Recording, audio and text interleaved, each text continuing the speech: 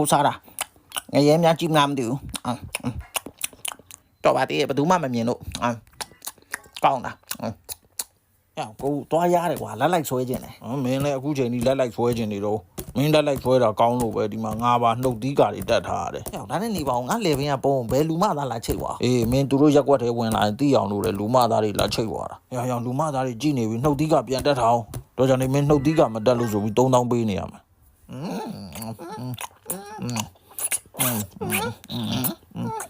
ဒါပြီးပဲတော့ကြောင်းနော်ကိုတို့ဟုတ်တယ်လေတီဦးလေကိုကတပေါ်အဲ့ဆိုဝက်စာမောက်ချိုက်သွားစားကြမယ်လေတယ်လီစားကြလားဝက်စာပူဖေးပဲသွားစားကြနော်အမေလာသေးလားအေးဟဲငါ့ကိုဘယ်လိုကြက်မများထင်နေလဲ